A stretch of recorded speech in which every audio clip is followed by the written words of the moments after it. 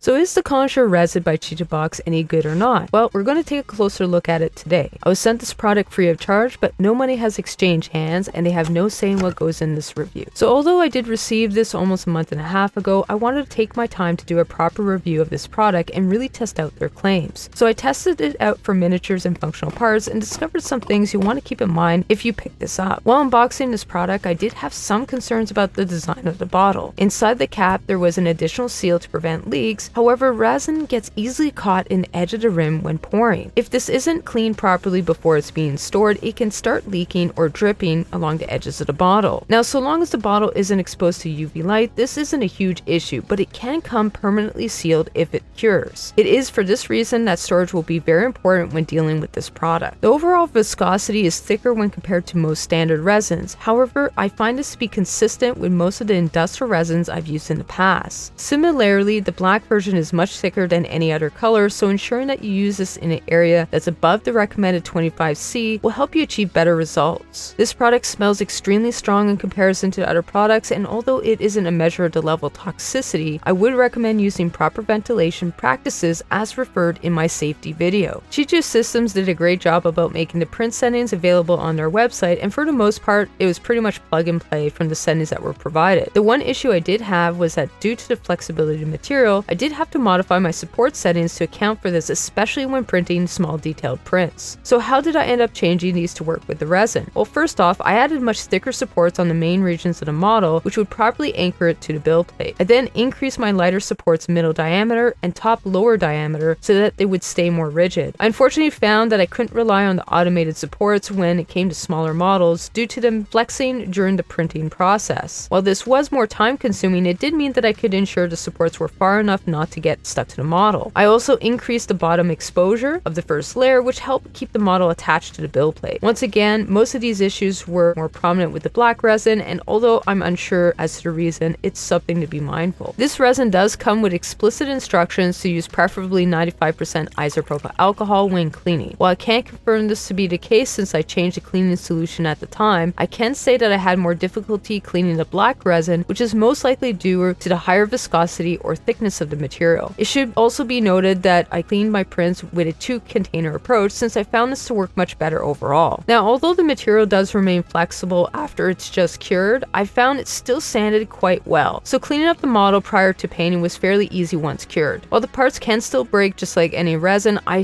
did find that the shape of the parts made the biggest difference in this regard. All the weapons that I printed my model stood up well after being bent just after having cured, while the tips of the tails kept breaking off. Now, to be honest, this is more about the shape of the design than anything else. Essentially, whenever you have a shape like this, you tend to create an area where the tension and stress can build up at a pinching point. This in turn makes them more likely to break. So when removing the support material, those will be the areas you need to pay attention to. One property of UV curable resins is the tendency to become more brittle over time, and this is important to be aware of when using this material. One of my favorite resins by another company has a similar issue, and after about 2 weeks, I generally find that the resin has stabilized more, at which point I can better test the fragility of the material for the application. This resin is no exception in this regard and became more brittle after the 2-week period. While I don't have a proper method for measuring the shrinkage of the material, I am assuming that there is some additional shrinkage that may occur as the resin becomes more brittle. So depending on the application, this is something you're going to need to test prior to beginning production. The next video will be about creating supports for your models, but I'd be interested in knowing your opinions if you've used this material. So please post a comment of your thoughts.